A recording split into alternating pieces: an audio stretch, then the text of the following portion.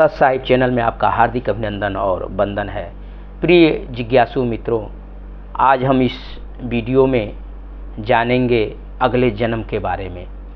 जैसे कि आप सभी को मालूम होगा, सभी लोग जानते हैं प्राय इस बात को कि जब तक मनुष्य मोक्ष प्राप्त नहीं कर लेता है, पूर्णता को प्राप्त नहीं कर लेता है, तब तक वह इस आवागमन के चक्कर में पड़ा रहता है।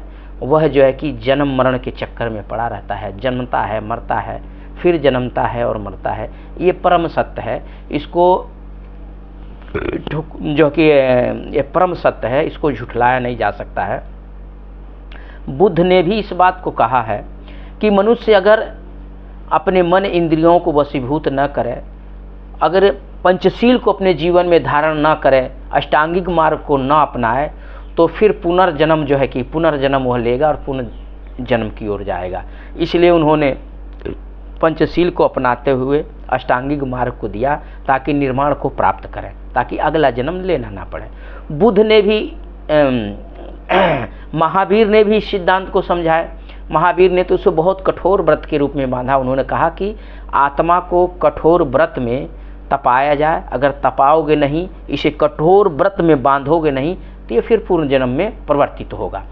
तो जन्म तो होता है। देखिए, जैसे कि विज्ञान भी कहता है, विज्ञान कहता है, जैसे अल्बर्ट आइंस्टीन ने ऊर्जा के सिद्धांत को खोजा। उन्होंने कहा कि ऊर्जा कभी विघटित नहीं होती, ऊर्जा कभी जो है कि क्षय नहीं होती, ऊर्जा रूपांतरित होती है।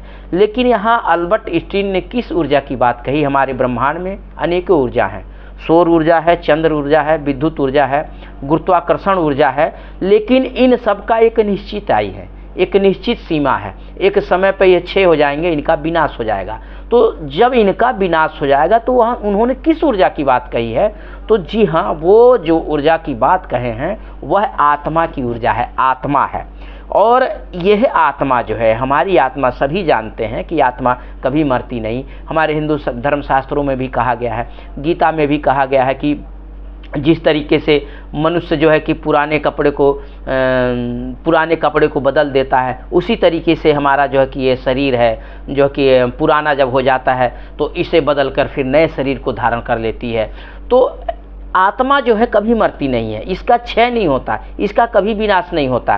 फर्क यह है, रूपांतरित होती है, बदलती रहती है, जो है कि दूसरे शरीर में परिवर्तित होती रहती है। तो अब अगला जन्म, जैसे कि हम जान गए हैं कि ये आत्मा जो है कि मरती नहीं, विनिश्चित नहीं हो, परिवर्तित होती है, अगला जन्म लेती है। लेकिन इस जन्म का मूल कारण क्या है?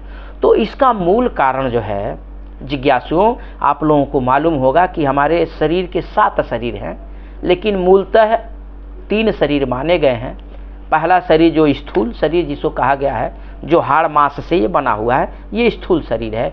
दूसरा शरीर हमारा जो है कि सूक्ष्म शरीर है, जो हमारे इंद्रियां हैं, मन है, मन इंद्रियां हैं, जिसे सूक्ष्म शरीर कहा गया है। तीसरा शरीर जो है कि कारण शरीर है।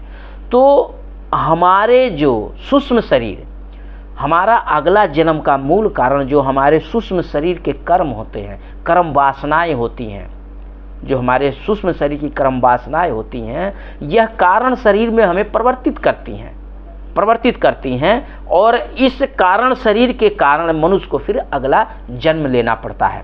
अगर हमारे जो है कि सूक्ष्म शरीर के कर्म अगर नैतिक कर्म हो, उत्तम हो, श्रेष्ठ हो, तो हम श्रेष्ठ योनि को प्राप्त करते हैं।